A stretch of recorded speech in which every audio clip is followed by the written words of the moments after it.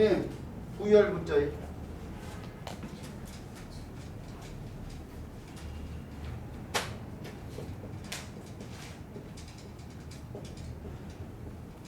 부유한 사람이 부자이다 보니까 부자 붙자라고도 우리는 흔히 얘기하죠. 글자는 알고 있지만 설명을 하면 설명을 못하는데 이제 제대로 한자를 배우지 않았기 때문에 그런 거 아니냐? 자, 이 글자도 분석을 해보면 두 개의 자소로 나눠지는데 하나는 진면자고 하나는 찰복이라는 글자. 찰복. 자, 진모양에서 나온 진면자예요. 이 글자들하고 좀 다 뜻이 직구 관련돼 있죠. 그 다음에 이건 찰복이라는 글자인데 고문자가 어떻게 표현되냐면 이렇게 표현됐어요. 이렇게 반드시 표현해줘야 되는데 이게 뭐인 것 같아요? 술병. 그렇죠. 주병 같은 게 주병. 술병. 술병이야. 그게 술 같은 게 가득 찬 것 같다 표현한 거예요 지금.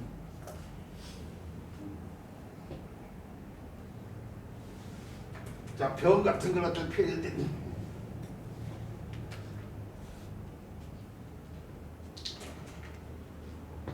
자, 그런데 이 찰복자가 다른 글자 구성에 넣어주면서 이제 쓰여지는 글자가 이제 술 같은 걸 제사에 마지막에 이거 음복이잖아요. 음복의 복자가 복복자 아니에요?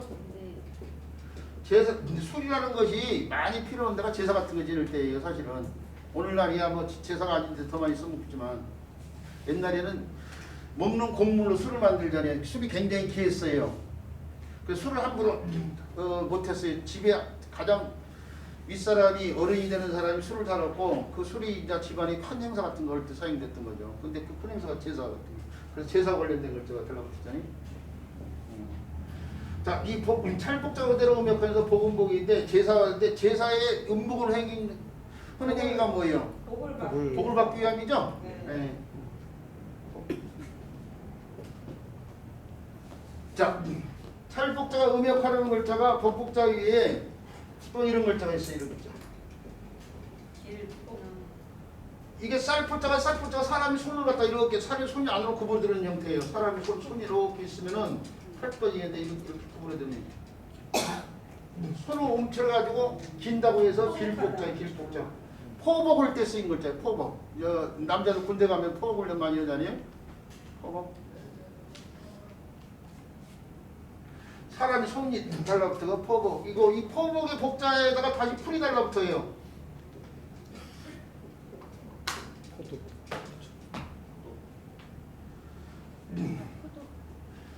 이게 풀이 달라붙으면 식물 관련돼야 될 거 아니에요. 길복자가 다시 그러면서 이게 풀 가운데 무요 무. 옛날은 무고 오늘날은 표준어가 무요 무. 그렇죠. 무랄자가 있어. 이게 무랄자예요. 이게요. 이 버릴 날짜 이때 쓰는 글자는 이 글자가 실날 때 쓸 날짜인데 이게 다 풀이 달라붙어 똑같이 무요 무. 그래서 두 개를 합치면 나복인데 나복인데 국만 돼서 앞에도 나복이지. 나박김치가 나복에서 나왔어. 나박김치. 그렇죠. 담쟁이 풀 뜻이기도 해. 예. 근데 이제 여기다 이 뜻에다 맞추려고 하니까 무라고 표현했어요. 예. 한 글자가 여러 가지 뜻이 있으니까. 자, 그래서 나박김치의 원말인 나복의 복자라는 거 알아두시고요. 그 다음에 복으로 쓰이는 글자 가운데 수레 글자가 이렇게 달라붙으면 이게 또 복이에요. 복. 수레 바퀴살, 수레 바퀴가 아니고 수레 바퀴가 있는데 거기에 바퀴살. 이 바퀴살을 갖다가 표현을 했죠. 바퀴살. 그래서 수레 바퀴살을 갖다가 복자인데 바퀴살 복자인데 이게 폭으로도 이렇게 해요. 음이 두 개인 글자예요. 그래서 이것도 시험에 나와.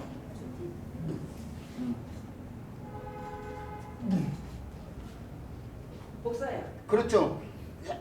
태양이 눈이 나든지 막 모래밭에 비치면 막 여러 면이 생겨가지고 막 다각도로 빛이 이렇게 반사해서 나가는데 그리고 그런 것처럼 또 열이 생기면 그 복사열이라고 하는데 이게 이렇게 해가지고 이렇게 쓰면 이게 복사열로 복사 열열 뜨걸 열자 이렇게 써야겠죠. 이렇게 복사열로 읽어야 돼요.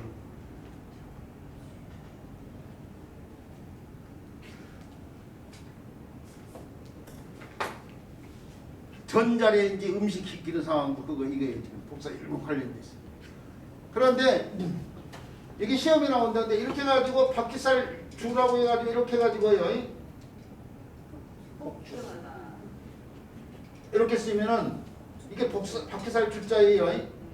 바퀴살 주자인데 이때는 폭으로 읽혀야 돼.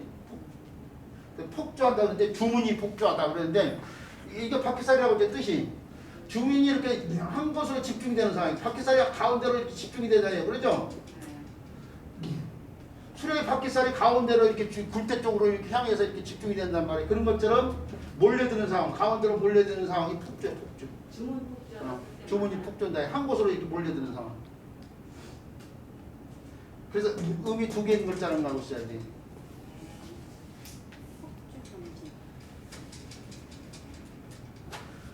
그 다음에 이 글자가 복이었지만요. 복이었지만은 입성자 기역자가 잘 탈락된다고 했어요. 복 입성자 기역자가 탈락된 경우 경쟁이 많잖아요. 이글 숫자인데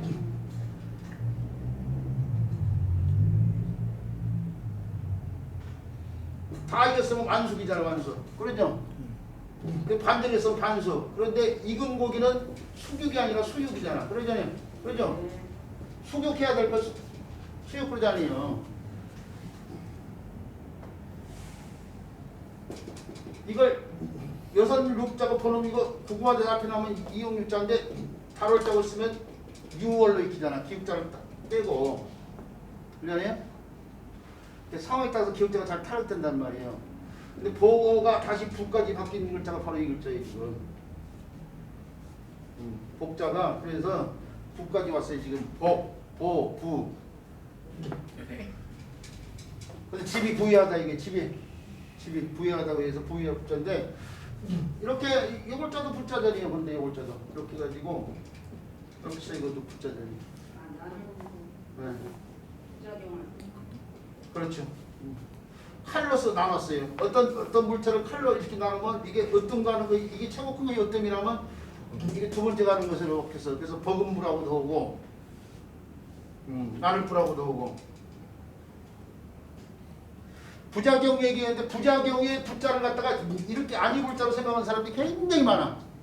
부작용 우리 선생님이 마치 부작용을 얘기해 주는데 부작용 할 때 쓰라고 이렇게 생각하는 사람들이 작용이 부정적인 상황이라고 생각하는데 부작용이 부자가 바로 이 글자예요. 부작용이 부자인데 이게 뭐냐면 예를 하나 들어보면 감기약을 먹으면 졸음이 오는 상황 이게 부작용이야. 감기약에 곁따르는 작용 이게 곁따르는 상황. 그래서 거기서 졸음이 오는 데서 끝나면 그 사람이 하필은 운전하고 있었네. 그래서 졸음 운전하다가 어떻게 해요? 사고가 났네. 이제 그까지 연결되니까 이 부자로 생각하고 있는 상황 사람들이 많아. 부정적인 상황. 그런 것들이 많아요. 한자에서. 이제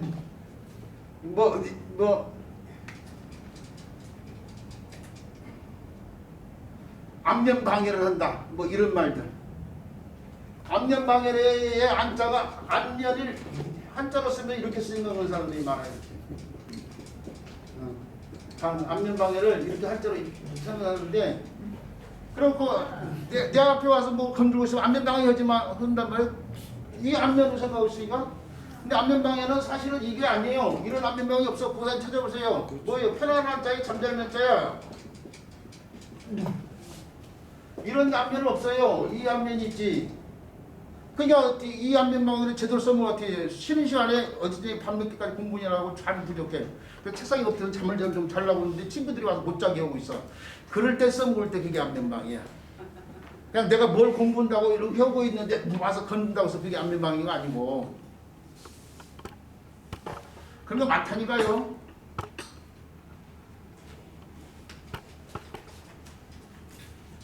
자, 그런데 여기서 또 끝나지 않네요. 여기서 불자가 지금 찰복자가 지금 음역하는 글자가 복복자, 길복자, 무복자, 바퀴살폭, 박살폭, 버금부. 현재 이럴 때 쓸 때는 이걸 또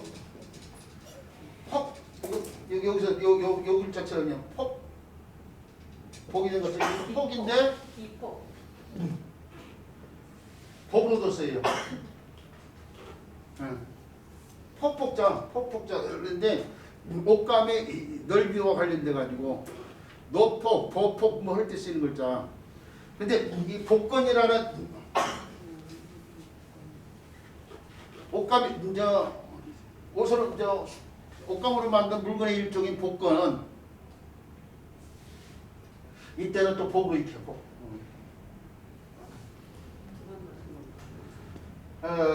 자, 이 찰복자가요. 찰복자가 음역하는 글자 살펴봤는데 복복, 길복, 문복, 바퀴살폭 또는 복살복, 복음부, 폭폭 아니면 복건복, 그 다음에 부열부, 부자부 다 같은 글자들이 같이 함께해요. 연결시켜서 핏박을 핏자도. 아 그렇죠. 핏자도 있구나. 핏박할 핏자. 예. 착. 우리 선생님 잘 얘기해서 따칠 뻔했네. 핍자. 이게 음의 변화가 있는 글자 이게 핍자까지 왔는데 그러니까 복, 폭, 목 이렇게 바뀔 수가 있어요. 수능 계열이니까요. 폭까지 하는데 폭이 비읍 더하기 오 더하기 기읍인데 모음 가운데 가장 발음이 쉬운 발음이 이몸이요. 전설모음. 오가 전설모음으로 바뀐 거야. 근데 기역자까지 바뀌었네요. 이게 마지막 종성에 있죠. 이 기역자가 바뀐 상황을 알고 넘어가야 되네.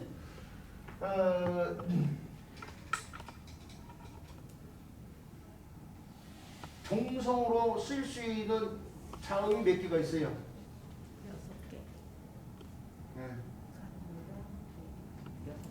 우리가 초성, 중성, 중성 여기다 중성에다 갖다 놓는데 기역자 들어가는 꿀박자 같은 경우는 기역자 들어가죠. 그 다음에 니은자가 들어가는데 간간자, 방패간자 같은 게 들어가죠. 그래서 니은자 들어갈 수 있죠. 그 다음에 뒤에 가수로 익힌 한자음이 있어 없어요? 없어요. 없죠. 그 다음에 갈로 익힌 글자, 목마를 갈자 같은 게 있잖아요. 네네네. 니은자 들어가죠. 그 다음에 미음자, 발감자 같은 게 들어가죠. 그 다음에 첫째 천만 갈자 있어서 기역자 들어가죠. 그 다음에 근데 가수로 익힌 한자 있어 없어요? 이게 없다는 얘기예요 지금. 시옷자단은 뭐예요? 기옷? 지도 없고 슛. 이음밖에. 다 써놓고요.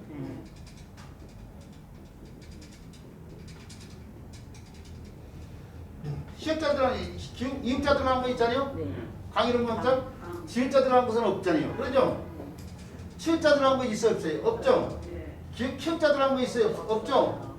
티읒자 들어간 거 없죠? 피읒자 들어간 거 없죠? 없죠? 다 없죠? 그러니까 결국 종성에 들어갈 수 있는 자음인 기역자, 니은자, 리을자, 미음자, 비읍자, 이음자 몇 개예요? 6개. 6개밖에 없어요. 예외적으로 국자, 우리나라에서 만든 국자, 땅 이름 어자 이런 글자들. 이런 글자에서는 시옷자가 들어간 경우가 있는데 이게 예외적인 경우야. 정상적인 경우에서는 기역, 니은, 리을, 미음, 비읍, 이음 이 6글자밖에 없어요. 종성에 표기될 수 있는 자음이 한자음으로. 그런데 이 6개 가운데 이걸 무성음하고 유성음으로 구분할 수 있어요. 이게요. 또 유성음은 비음하고 유음으로 구분할 수 있어요. 종성에 해당되는 6글자를 놓고 있는데 무성음이 뭐냐면 기우고 비읍이요. 그 다음에 유성음은 나머지 글자들.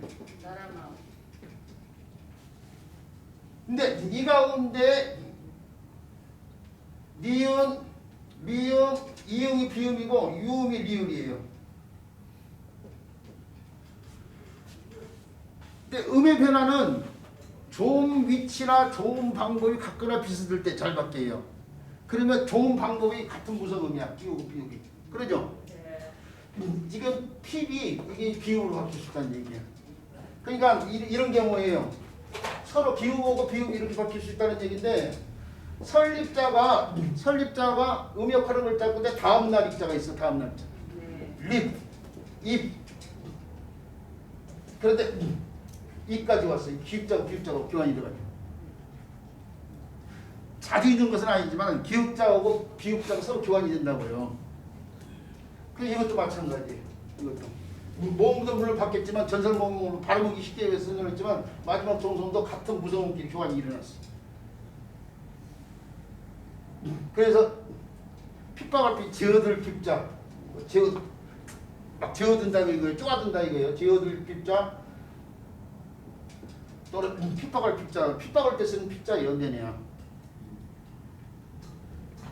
자, 그래서 요 글자까지 까먹고 넘어갈 뻔했는데 우리 선생님이 얘기해가지고 짚고 넘어가네. 핍박의 핍자예요. 이 기억까지 잘 해주시고. 바쁠 것도 없는데 바쁘시고. 그 다음에 교만할 교자예요.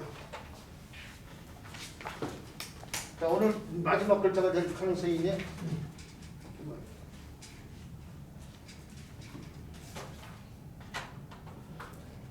자, 말마자에다가 노풀교라는 글자가 들어있습니다.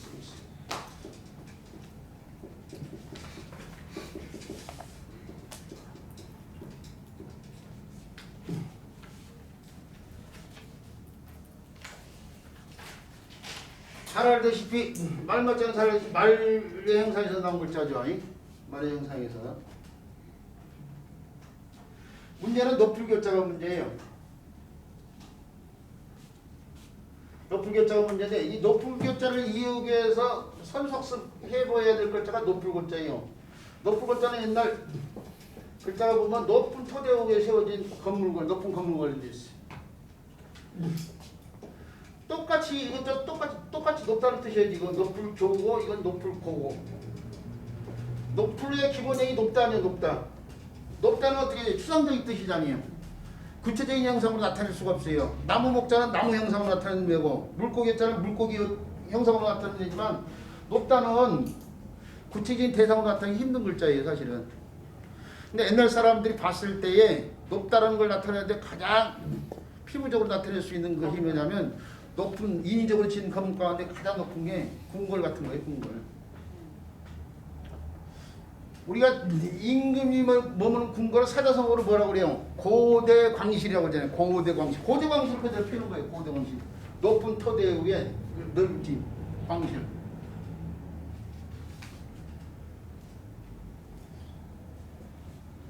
자, 그런데 그렇게 해서 이제 높은 꽃자인데 이 고대광실이 지어지는데 고대광실이 그러면 밋밋하게 지어지냐 그게 아니잖아요. 꿈이잖아요. 아까면서 우리 잡상 얘기도 나오는데 그 얘기할 때에 지붕 용마루 끝에 뭐가 올라간다고요? 취두. 왜 이게 발음이 취도 취미. 그렇죠. 망세. 이게 장식되기도 하지만은 그 건물을 화기를 보호해준다고 하는 역할도 하는 그런 견해를 갖고 만든 거예요. 근데 독수리 머리처럼 보이는 거예요. 독수리 머리처럼 이렇게 들어가 이게 이렇게 옆에 보면 이게 독수리 뾰족 튀어나온 거예요. 대가리처럼 이렇게. 그래서 독수리가 아니고 수리요. 수리 치자에다가 머리 글자를 쓰거나 또는 이게 날개짓처럼 이렇게 튀어나오게 했는데 새 꽁지처럼 보이게끔 장식되기도 해요. 그래서 소리개 치자에다가요. 소리개 치자. 소리개 치자에다가 꼬리 밑자를 쓰는데 새의 꼬리는 꼬리라고 만들고 꽁지라고 해야 돼요. 새 꽁지처럼 보이게끔 해놓는다고 해서 취미를 갖다가 나타내고 그러는데 중국말로는 문수라고 그래. 문수. 중국.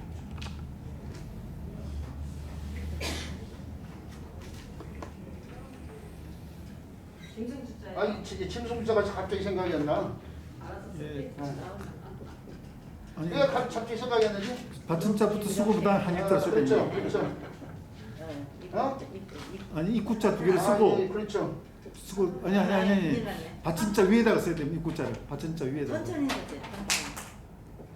입구 두 개 밑에 받침자 쓰고 줄 긋고 한자 쓰고 예.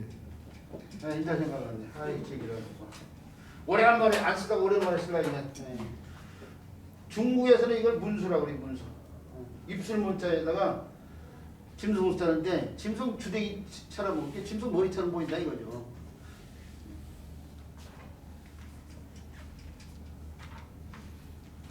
자 어쨌든 간에 이런 장식이 지붕이에요. 이렇게 지붕이 있을 때 이게 용마를 보면 양쪽 끝에 이렇게 간다니까 이렇게 양쪽 끝에 높은 곳자가 가면서 높은 곳자가 이렇게 지붕을 표현했는데 거기에 여기요 취도 또는 침이요 그걸 이렇게 표현했어요. 그래서 요걸 때 고문자는 이렇게 이런 식으로 표현했어요. 이렇게 요 부분이 여기 좀 더 추가된 형태.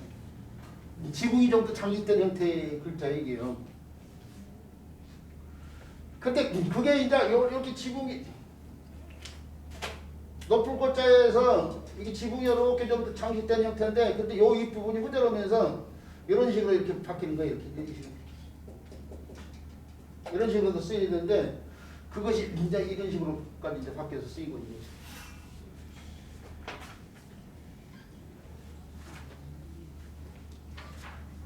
어쨌든 간에 높을교자도 높을교자가 거의 비슷한 글자인데 지붕이 좀 더 장식된 침이 이로요 장식된 그런 글자라는 걸 알고 있어야 되고 이 높을교자는 다른 글자 구성에 도우면서 음역하는 글자. 이 높을교자도 단독으로 쓰여진 글자예요. 우리가 나무를 갖다가 크기로서 구분할 때 있죠. 교목하고 관목으로 구분하거든요. 우리말로 바꾸면 큰 키 나무는 교목이고 작아가지고 중심 기둥이 없이 쌀이나무처럼 이렇게 되어 있는 것은 떨기나무. 관목이라고 그래 관목. 그러니까 교목과 관목으로 나눌 때 크기에 따라서 모양새에 따라서 교목 관목으로 할 때 교목이고 크게 자라는 소나무를 갖다가 교송 이렇게 얘기한단 말이에요. 그럴 때 쓰이는 교자인데 이 글자도 단독으로 쓰여져요. 이 글자가 다른 글자 구성에 도우면서 음역하는 글자로서 나무 목자가 들어가면은 그렇죠. 교는 교인데 나무를 사용해서 지은 다리 글자예요. 그렇죠. 한강대교 올 때 교두보 올 때 쓴 글자예요. 그다음에 외국에 나가서 붙어 살아요. 교는 교인데 교포 올 때 쓴 글자죠. 해외 교포 올 때. 붙어 살 글자인데 무심코 제가 해외 교포인데 해외 교포란 말 쓰면 안 돼요. 외국에 사는 사람은 제외 교포가 돼야지 해외 교포인데 왜 해외 교포냐면 바다 바깥에 저 중국 사람도 바다 밖이 아니잖아. 사실은 유라시아를 타서 저 영국이나 프랑스 영국 빼놓고 프랑스 독일 이런 데 사는 사람은 바다 밖에 사는 사람이 아니야. 왜 그러냐면 대륙이 다 연결돼 있잖아. 그게 아니에요? 프랑스나 독일은 한국하고 북한 때문에 막혀 있다 뿐이지 기차를 타고 만주 벌판을 통해서 이렇게 거기까지 갈 수 있어요. 바다 안 건너서. 그러니까 바다 밖에 있는 나라가 아니야. 그래서 해외라고 하면 안 돼. 제외라고 그래야 돼. 제외. 통틀어서 외국에 사는 사람 얘기할 때. 아니 제가 무심코 입에 익어가지고 해외라고 했는데 그렇다는 얘기고 그 다음에 교자가요. 음역하는 글자로서 기억해야 될 글자 가운데 우리 책에 지금 나와 있는데요. 바로 잡을 글자가 있네요. 그렇죠. 화살자예요. 화살의 생명력은 가서 세게 맞추든 약하게 맞추든 일단 가서 맞춰야 돼요. 그럼 가서 맞추려면은 화살의 생명이 어디냐? 반듯함이 있어요. 반듯해야 원하는 방향으로 나가니까. 그러죠? 근데 옛날에서는 화살을 만들 때 화살대를 어떻게 돼? 자연에서 오고 한단 말이에요. 자연에서 뭐 조리대 같은 이걸 가지고 대나무 같은 걸 그러는데 대나무가 어떻게 돼요? 해를 만나면 해쪽으로 굽어지잖아. 그러니까 반듯하게 자라는 건 구하기 힘들잖아요. 반듯하게 바로 잡는 거예요. 지금 화살자가 들어가지고 교는 교인데 바로 잡겠죠. 바로 잡으려면 뭐 지나쳐서 분질러 먹었어요. 교황 과직이라든지 뭐 이럴 때 쓴 문자예요. 또 어디 쓰이죠? 교도소. 그렇죠. 교도소 올 때 쓴 문자. 자, 저는 안 가봐서 잘 모릅니다. 교황 과직이요? 아니 교도소에 안 가봐서 잘 모릅니다. 교도소 안 가봐서 그러신다고요? 맞아요. 예. 가지 말할 때가 교도소에 병원, 교도소, 경찰서 이런 데는 가지 말아야죠. 평생이요. 처갓집. 처갓집. 처갓집은 가야죠. 결혼하지 마세요. 처갓집은 가지 말아야 될 것은 아니고 뭘 해야 될 것. 요즘도 안 맞아요. 자, 그 다음에 가마견자예요. 가마가 수레처럼 생겼으니까 빨간 걸 가지고 쓰고 있네요. 죄송합니다. 가마견자에 4인교 뭐 4사람 들고 가는 가마를 4인교 뭐 이런 식으로 얘기하네요. 그때 쓰이는 가마견자가 있고요. 그 다음에 마지막 견자가 아름다울 견자가 있네요. 예. 교태를 부리다. 뭐 할 때 쓰는 게 애교를 부리다 뭐 할 때 쓰는 거죠. 교태, 애교 뭐 할 때 쓰는 교자인데 교는 교인데 여자와 관련돼서 아리따운 교자예요. 자 이렇게 해서 교자가 다 높은 교자가 음역하는데 그런데 요골자예요. 요골자도 마찬가지로 높은 교자가 음역인데 마지막 자에서 이게 야생의 말 관련돼 있어요. 길들이지 않는 야생의 말. 길들이지 않는 야생의 말인데 길들이지 않게 날뛴단 말이에요. 긴 것처럼 날뛰어 보이는 사람과 관련되면서 교만하는 뜻이 이루어진 거예요. 교만을. 길들이지 않는 말과 관련되어 있는데 그처럼 행동하는 사람, 교만한 사람이다 이거죠. 그래서 교만을 자, 이렇게 해서요. 높은 교자와 관련된 글자들을 살펴봤어요. 지금 하기편에 15장 지금 하고 있는데요. 15장 하고 있는데 하기편이 16장까지 있는 것을 알고 있어요. 16장. 그러니까 이제 하기편에 남은 17화자 살펴보고 그다음에 문장 풀이해보고 16장에 가가지고 신천자 살펴보고 문장 풀이하면 이제 하기편이 다 끝나는 셈이죠. 아마 다음 시간에 끝나지 않을까 싶은데 자 그리고 나서 새롭게 복습을 가지고 교수님 저기 10월 21일 날 강의실이 없어요. 네? 10월 21일 날 강의실이 없는데 강의실 없다니요. 우리 강의가 휴강이라. 그럼 그날 가면 돼. 그날. 그래서 여기서 공부할 수가 없어요.